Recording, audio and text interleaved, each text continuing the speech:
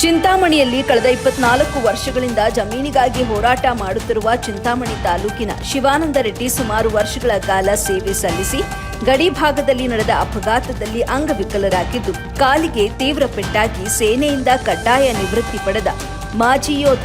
ಈತ ಕಾಲಿಗೆ ಪೆಟ್ಟು ತಿಂದು ನಿವೃತ್ತಿಯಾದ ಹಿನ್ನೆಲೆಯಲ್ಲಿ ಸೇನೆಯಿಂದಲೇ ಜಮೀನು ಮಂಜೂರು ಮಾಡುವಂತೆ ರಾಜ್ಯ ಸರ್ಕಾರಕ್ಕೆ ಸೂಚಿಸಿದೆ. ಹಾಗೆ ಸೂಚಿಸಿ 2.5 ದಶಕವೇ ಕಳೆದರೂ ಈತನಿಗೆ ಸರ್ಕಾರದಿಂದ ಸಿಗಬೇಕಾದ ಜಮೀನು ಇದುವರೆಗೂ ಸಿಕ್ಕಿಲ್ಲ. ಇದು ನಮ್ಮ ದೇಶದಲ್ಲಿ ಮಾಜಿ ಯೋಧನೊಬ್ಬನಿಗೆ ನಮ್ಮ ಆಡಳಿತ ನೀಡಿದ ಗೌರವ. ಆದರೆ ತನಗೆ ಸರ್ಕಾರದಿಂದ ಸಿಗಬೇಕಾದ ಜಮೀನಿಗಾಗಿ ಕಳೆದ 24 ವರ್ಷಗಳಿಂದ ಹೋರಾಟ ನಡೆಸಿದ್ದು ಮುಖ್ಯಮಂತ್ರಿ, ಸಚಿವರು, ಜಿಲ್ಲಾಧಿಕಾರಿಗಳು, ಸ್ಥಳೀಯ ಅಧಿಕಾರಿಗಳ ಗಮನಕ್ಕೆ ತಂದರೂ ಕೂಡ ಯಾವುದೇ ರೀತಿಯಾದಂತಹ ಪ್ರಯೋಜನವಾಗ್ತಾ ಇಲ್ಲ.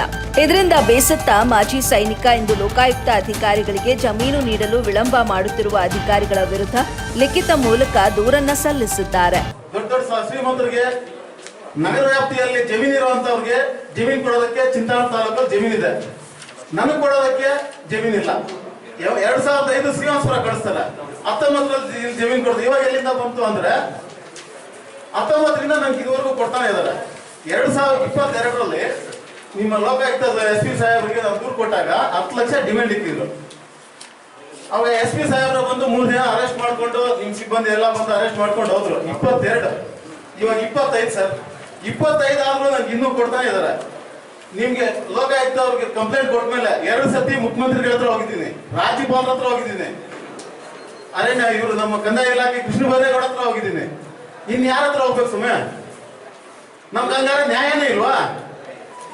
ನಮ್ ಕಾಲ್ ಫ್ರಾಕ್ಚರ್ ಆಗಿ ಮತ್ತೆ 2 ಆಪರೇಷನ್ ಆಗಿ 3ನೇದಾಗಿ ನಮ್ದು ಬೋನ್ ಗ್ರಾಫ್ಟಿಂಗ್ ಮಾಡಿ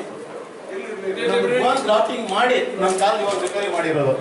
ಇವಾಗಲೂ ಮೊಣಕಾಲಿಂದ ಕಾಲವರೆಗೂ ರಾಡಲ್ಲಿ ನಾನು ನಡೀತಾ ಇರೋದು. 9 ಸ್ಕ್ರೂ ಇದೆ ಇವಾಗಲೂ. 99ರಲ್ಲಿ ಆಮೇಲೆ ನನಗೆ 2000 ಇಸ್ವಿಯಲ್ಲಿ ರೆಸ್ಟಿ ಅಂತ ಎಮರ್ಜೆನ್ಸಿ ಬೆಳಗಾವಿ ಬೆಳೆಸ್ಕೊಟ್ರು.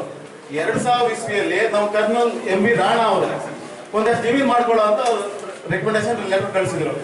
ಆಮೇಲೆ ಮತ್ತೆ ನಮ್ದು ಬೆಟಾಲಿಯನ್ ಓಡಿ ಸೆಂಟ್ರಲ್ JNK ಹೋಗಿದ್ದಕ್ಕೆ ಅನ್ಫಿಟ್ ಫಾರ್ ಇಂಡಿಯನ್ ಆರ್ಮಿ ಅಂತ ನನ್ನನ್ನು ಕಂಪಲ್ಸರಿ ಡಿಸ್ಚಾರ್ಜ್ ಮಾಡಿಬಿಟ್ರು. 2004 ಬಂದ್ಮೇಲೆ ಇಲ್ಲಿ ಜಮೀನೇ ಇಲ್ಲ ಅಂತ ಶ್ರೀನಿವಾಸಪುರ ಕಳಿಸ್ತಾರೆ.